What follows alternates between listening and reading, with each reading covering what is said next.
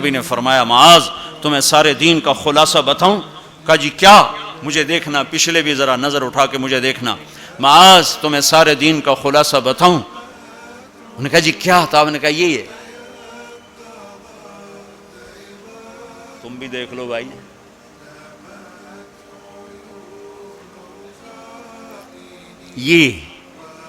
یہ قابو میں ہے، سارا دین میرے ہاتھ میں ہے، یہ قابو میں نہیں ہے تو ہر شے ہاتھ سے جا رہی ہے۔ لہذا سہنا سیکھو، سہنا سیکھو۔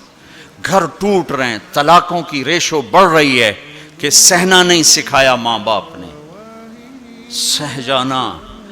ہیرا کوئلہ ہی تو ہوتا ہے، وہ ہیرا کیسے بن جاتا ہے؟ وہ سہتے سہتے سہتے سہتے جب حد کر دیتا ہے تو اللہ اسے ہیرا بنا کے ماتھے کا زیور بنا دیتا۔ تو سہنا سیکھو، برداشت کرنا سیکھو، اپنے بچوں کو سکھاؤ، خاص طور پر بیٹیوں کو سکھاؤ کہ ہمارا سسرال 100% ظالم معاشرہ ہے۔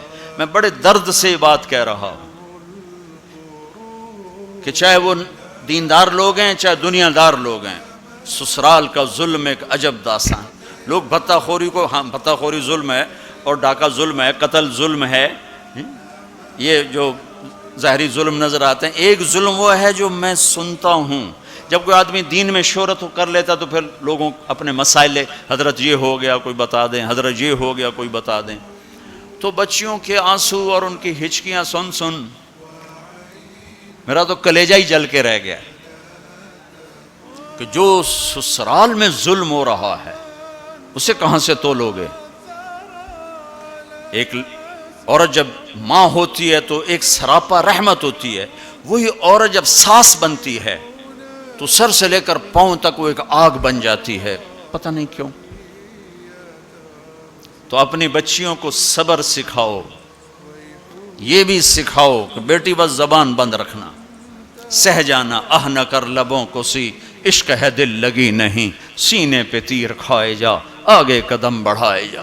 آگے بڑھنے کا راستہ ہے، زبان سی لو، لب سی لو، زبان تالو سے لگا لو اور لوگوں کے سہتے جاؤ سہتے جاؤ۔ میرے رب کی عزت کی قسم، عزتیں تمہارے غلام بن کر آئیں گی، اللہ کی رضا کا تاج تمہارے سر پہ سجایا جائے گا، عزت کے سہرے اللہ کا نبی تمہارے گلے میں ڈالے، تمہارے ماتھے کو روشن کیا جائے گا۔ سہنا سیکھو، سہنا سیکھو۔ بھائی بھائی سے ٹوٹا، میاں بیوی میں لڑائی، خاوند بیوی کی برداشت نہیں کرتا، بیوی خاوند کی برداشت نہیں کرتا، ماں باپ اولاد کی نہیں برداشت کرتا، اولاد ماں باپ کی نہیں برداشت کرتا۔